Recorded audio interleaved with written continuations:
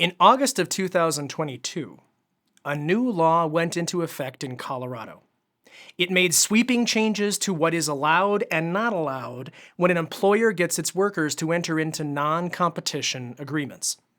Old agreements are usually grandfathered in, but any new agreements need to comply with the statute, and if not, the agreements may not be enforceable, and the employer may face penalties, including criminal charges, for using them. Overall, the Colorado legislature seems to be interested in discouraging the use of non-competition agreements, except as narrowly needed to protect trade secrets and similar information. In this seminar, I will try to give you some general legal information so you can understand this new law and consider changes it may require in how you do business. I will first explain exactly what a non-competition agreement is and why businesses care about them. Then I'll go through what the new law allows and prohibits. Because trade secrets are so central to the new statutory framework, I will make some short comments about what can qualify as a trade secret. Finally, I'll go over notice requirements and some practical pointers. I won't go through the entire statute, just the most relevant points for my discussion. Please note that this is general legal information for educational purposes only. It is not legal advice. In other words, I am not, and I cannot, tell you what you should or shouldn't do in your particular circumstances. Since this is a brand new law, it hasn't yet been interpreted by the courts, and I can't predict entirely how it will be. If you need legal advice, if you need someone telling you what you should actually do, you need to hire a lawyer. What is a non-compete? A non-competition agreement, or non-compete, is generally an agreement that restricts a worker from engaging in competition against the employer or the former employer. I use the term worker, and so does the Colorado's new statute, because a non-compete can be an employee or an independent contractor. Both cases are within the new law. Non-competes can come in different forms. You may be familiar with the explicit non-compete, which says something like, "Thou shalt not work for any competitor of the employer within 100 miles for 3 years after employment ends." That certainly is a non-compete. But there are other kinds of agreements that are used by employers for similar reasons, and they are also considered non-competes under the new law. For example, a non-solicitation agreement may say that an employee is prohibited from poaching customers or coworkers. A confidentiality agreement may prohibit the use or disclosure of information gained during employment, or there may be a penalty provision to recover the costs of training the employee. In each case, the employer is interested in protecting itself from workers who come into the business, gain access to something they wouldn't normally have access to, client lists, sales tactics, referral sources, formulas, etc., and then use that information to steal business. A business is understandably reluctant to pay somebody just to create a competitor, or to allow competitors to conduct corporate espionage. There are good business reasons for non-competes. But a non-compete must be used with care in Colorado. It has consequences. Under the new law, it is a Class 2 misdemeanor to use force, threats, or other means of intimidation to prevent any person from engaging in any lawful occupation at any place the person sees fit. This has modified existing laws, which previously made it a crime only to use unlawful means of intimidation. By taking out the words unlawful, now it seems that some kinds of lawful intimidation may be a crime. It's not entirely clear what that means. In particular, I'm interested to see if the idea of criminalizing lawful actions could cover breach of contract lawsuits, since normally petitioning the court is a constitutionally protected act. In any event, there may be a myriad of lawful actions that a worker could label intimidation and give rise to possible claims of a crime. The idea of an improper non-compete itself being a crime opens up some uncomfortable doors. Among others, illegal contracts are typically not enforced by the court, so the whole contract might be thrown out. As another example, regular use of improper non-competes, if crimes, may give rise to claims of racketeering under organized crime acts. And if you terminate an employee for violating a non-compete, but the non-compete is illegal, I'm concerned the employee might argue wrongful termination. But the surest consequence of using an improper non-compete is just that it won't be enforced. It won't stop the behavior that your business wants to stop. You might think, well, I can just use a very broad non-compete and then the Colorado courts will enforce it as much as the law allows. Don't believe that. You cannot rely on the Colorado courts to rewrite a bad non-compete. They do have the authority to do that, but they have no obligation to do so. And the court is perfectly free to simply throw out the contract or the non-compete agreement entirely if it crosses the line. The biggest thing to understand about the new law is that the Colorado legislature begins with the understanding that non-competes are, in general, illegal and unenforceable. The core policy underlying this is that people should have the right to work where and when they want and not be blocked from earning a living. The law carves out some specific exceptions to this general rule where non-competes are allowed. In order to be enforceable, a non-compete must be drafted so that it fits into one of these exceptions, and the employer must use the proper procedure to obtain it. I will discuss 5 major exceptions today. Number 1, highly compensated workers. Number 2, non-solicitation clauses. Number 3, confidentiality agreements. Number 4, the sale of a business. And number 5, training and scholarship recovery. First, we'll talk about highly compensated workers. If the worker is highly compensated, then the employer can use a non-compete. This is defined by the Department of Labor and the division locally, so it will change over time, but it's about $101,000 as of the summer of 2022. This replaces an older exception in Colorado law based on executive or management personnel, which was ambiguous and difficult to apply. The idea here is that if you're making that much money, the government assumes that you're probably more capable to negotiate your employment terms. It also means that in many commercial contexts, contracts between businesses will more easily fall outside of these exceptions. Be careful about how this applies to workers with variable income, like commission employees or salesmen. If they don't earn enough to be highly compensated, they may fall out of this exception. Also, be careful in dealing with subcontractors and consultants. Many general contractors use form contracts for their subcontractors, which include non-competes. After 2022, they may want to modify these agreements with different terms depending on whether the sub is being paid more or less than $100,000 or so. Finally, even if this exception does apply, the non-compete must be no broader than reasonably necessary to protect the employer's legitimate interests in protecting trade secrets. We'll talk more about this later, but as I mentioned at the outset, all of the allowed non-competes tie closely in with these trade secrets. Non-solicitations. In a non-solicitation agreement, the worker agrees not to solicit customers, employees, or other persons connected with the employer. These are considered a form of non-compete, which means they are, at the outset, seen as improper by Colorado law. But non-solicitation agreements may be acceptable if the worker makes at least 60% of the highly compensated amount. This varies over time based on government statistics, but was about $61,000 in the summer of 2022. So, it may be hard to bar lower-paid retail staff or door knockers who make less than this amount from contacting your customers or potential customers after employment ends. The statute says that prohibiting solicitation of customers is only allowed if the restriction is no broader than necessary to protect the employer's legitimate interests in protecting trade secrets. So once again, the legislature is telling us that it wants these kind of agreements narrowly drafted to protect secret business information. And, curiously, non-solicitation of co-workers isn't mentioned specifically. Now, perhaps that's intentional. Prior Colorado cases held that non-solicitation of customers is less likely to be reasonable than non-solicitation of coworkers. Note that these issues probably don't arise in the context of current employees. Colorado law recognizes that during employment, employees owe their employer a duty of loyalty, This means that a current employee has a duty not to compete with its current employer. They can prepare to compete, but they can't take overt actions like soliciting the employer's customers for a rival business or conspiring with coworkers to leave en masse.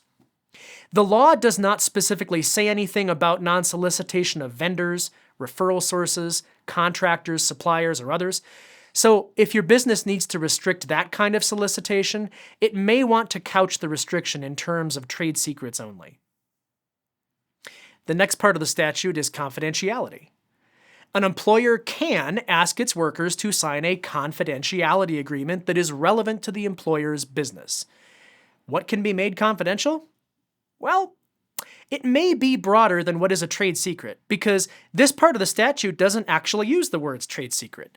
But it may be wise to ensure whatever is made confidential actually is a trade secret too, because there's lots of things the statute says you can't make confidential. A confidentiality agreement cannot protect information that arises from the worker's general training, knowledge, skill, or experience on the job. That's pretty broad. What information would not arise from training, knowledge, or skill or experience on the job? The key word here might be general. It may be intended to differentiate generic job training from specific details of the employer. For example, the general skills involved in building an estimate or a bid might not be confidential, but the pricing list or the custom software used to do it might be. A confidentiality agreement also cannot prohibit disclosure of information readily available to the public. This may be broader than you think. There are cases in which a business's customer contact information was found to be readily ascertainable because the business had a very robust Facebook engagement and review network, where customers were encouraged to post their identities online. A confidentiality agreement must also not prohibit an employee from disclosing something they have a right to disclose as legally protected conduct. This probably encompasses whistleblower activities such as OSHA complaints or reports of discrimination. If there is another law that prohibits retaliation against the worker for disclosing something, it's probably not okay to make them sign a confidentiality agreement against it. The next exception is sale of a business.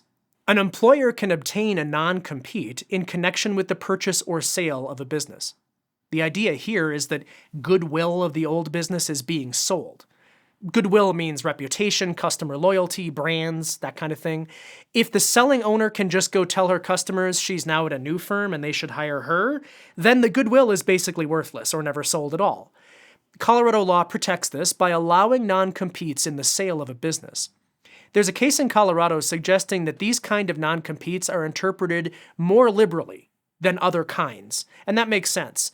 If the goal of the law is to protect the worker's ability to earn a living, particularly low-income earners, then a business owner selling the business and possibly retiring may not be exactly who the legislature had in mind to protect. This exception, sale of a business, can apply even if the situation is not strictly speaking the sale of a business. There's one case where it was invoked prior to the current statute to validate a non-compete against an employee who was paid out various amounts towards the business and its assets as part of his termination. It can also apply to a court-ordered sale of a business. So I'm curious about whether an employee who is paid out on a profit sharing or a similar compensation scheme might qualify under this exception. If your employees are all owners and they're all bought out when they are terminated, might that bring the non-compete within the sale of a business exception? Interesting. Finally, the 2022 law seems to lump penalty provisions related to training in as non-competes. These are clauses that allow an employer to recover amounts paid to train the employee or for education if the employment ends. The law says that such provisions can apply to costs distinct from normal on-the-job training and only under specific conditions. It specifically allows recovery of scholarships paid to apprentices. As we've seen, the Colorado legislature's overriding philosophy in the 2022 law seems to be to try to restrict non-compete agreements to only those needed to protect the business's core secret information. Colorado law doesn't seem to want employers generally restricting their workers from coming and going as they see fit, even if they harm the business in the process. But it reluctantly recognizes that trade secrets have value and can be protected. So, to make an enforceable non-compete, it is wise to carefully identify the trade secret to be protected. So, exactly what is a trade secret? Per Colorado statute, a trade secret means any portion or phase of any scientific or technical information, design, process, procedure, formula, improvement, confidential business or financial information, listing of names, addresses, or telephone numbers, or other information related to a business or profession which is secret, of value, and for which the owner took steps to keep it secret. Note that this means just having the confidentiality provision itself probably helps prove something is a trade secret. It kind of pulls trade secret up by its own bootstraps. That doesn't mean you can just make anything into a trade secret, though. There are cases rejecting broad non-competes based on just the naked assertion of confidentiality. Instead, when courts look at a claim for trade secrets, they tend to go through the definition of a trade secret and see if it fits. There are lots of examples of the kind of information that can be secret. Customer lists, including name, addresses, or telephone numbers. Sales lead information. Lead sheets. Customer and supplier lists. Plans for bidding on a future contract. Proprietary information, like the formula for Coke. By contrast, some information has been found not to be a trade secret in Colorado. This includes the employee's own skill, aptitude, and experience. Next, you have to prove that the business actually took steps to keep that information secret. A court may consider the following factors in determining whether a customer list is considered a trade secret, for example: the extent to which the information is known outside the business, the extent to which it's known inside the business, such as to employees, and the precautions taken by the holder of the trade secret to guard the secrecy of that information. These are fact-specific questions, but think of it like this. Is the information in a password-protected file, accessible only on a non-network computer in a locked vault, accessible only to trusted employees who have signed a confidentiality agreement? The more it is like this, the more you're probably taking steps to keep it secret. Or, on the other hand, is the information pinned up in the waiting room and posted on the company's website? The more you treat information like this, the less likely it is that you're taking steps to keep it secret. Cell phones are one big point of concern. Does your business allow employees to put business or customer information on their cell phones? Does that mean they're losing their trade secret protection? Other factors Colorado courts will consider in deciding if something is a trade secret or not include whether it is of value.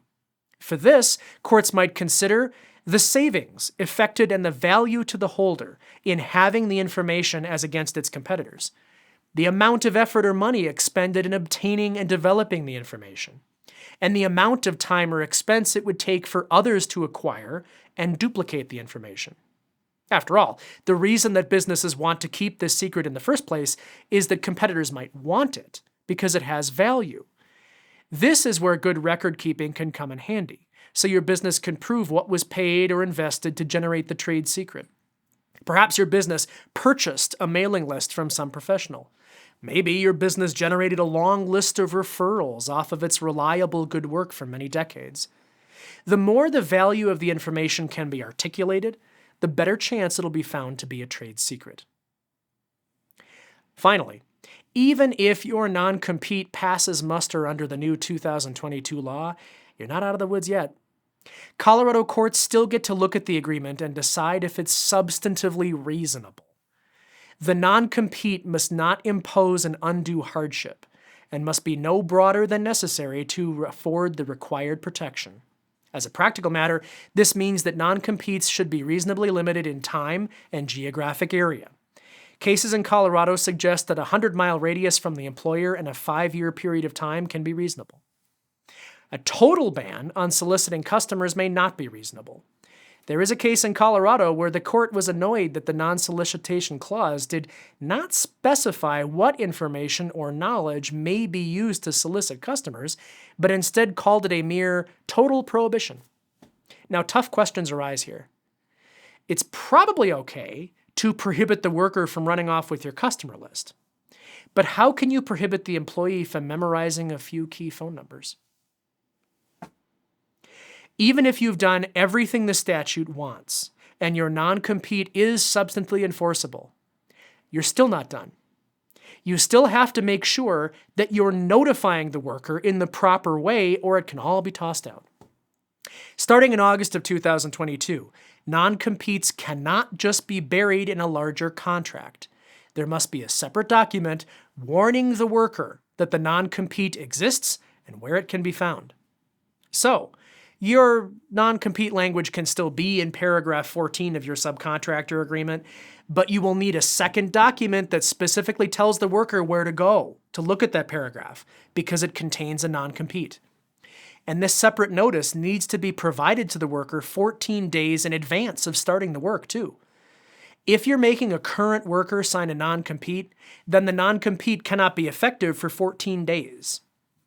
This suggests that for new hires, you basically have to give them a 14-day waiting period before the work starts. Otherwise, any confidential information you share with them during the initial 14 days might not be protected. On top of that, you have to keep the non-compete on file, and you need to provide a copy to the workers who ask to see it up to once per year. You don't have to post it in the break room, but that wouldn't be a terrible idea. Let's talk about some practical next steps. Given all these changes to the law, what is a Colorado business to do? Well, the only thing I can tell you for sure is that you should hire an attorney to review your contracts and help to draft new non-competes, non-solicitations, and confidentiality agreements to comply with the new law. In addition, you may consider doing the following. Identify what your trade secrets are. What information do you really need to keep confidential in order to operate your business? What is your special sauce? Where have your business development costs have gone? What do you have that others do not?